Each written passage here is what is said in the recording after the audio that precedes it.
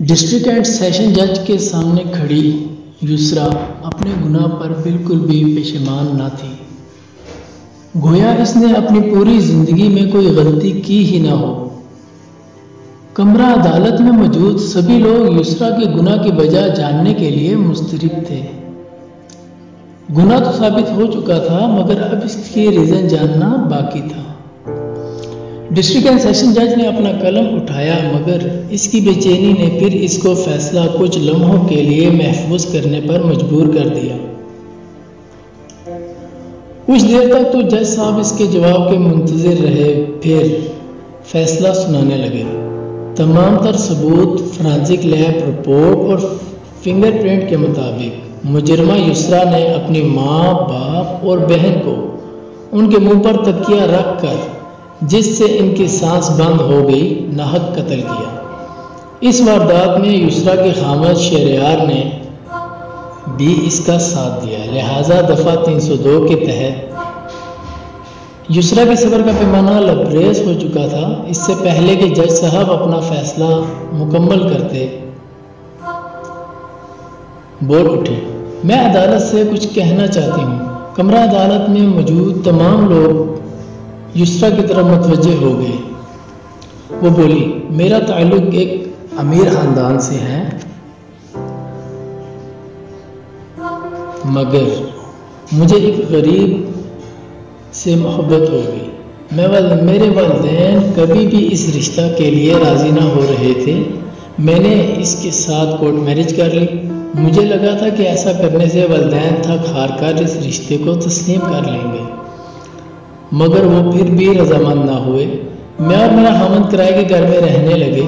میرے والدین ہر ویکینڈ پر مجھ سے ملنے آیا کرتے تھے اور ہمیشہ ایک ہی بات کہتے تھے، بیٹی اس سے طلاق لے لو، یہ 2 ٹکے کا انسان تمہیں کبھی خوش نہ رکھ پائے گا۔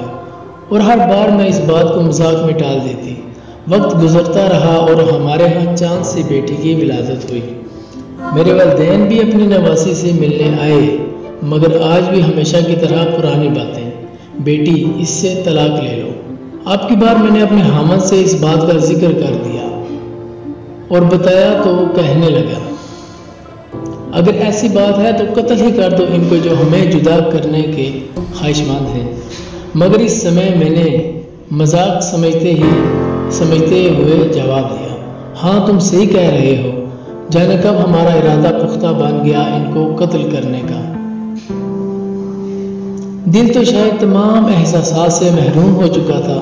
ہم نے پلان بنایا کہ ان کی دعوت کی جائے، پھر کھانے میں کلوروفارم ڈال دیا جائے تاکہ یہ کھانا کھا کر بے ہوش ہو جائیں اور ہم تکیہ کی مدد سے ان کو قتل کر دیں۔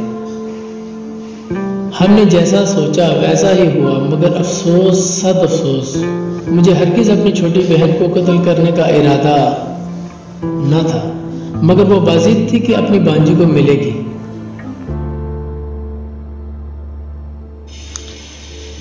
میرا ہرگز اپنی چھوٹی بہن کو قتل کرنے کا ارادہ نہ تھا، مگر وہ بازید تھی کہ اپنی بانجی کو ملے گی۔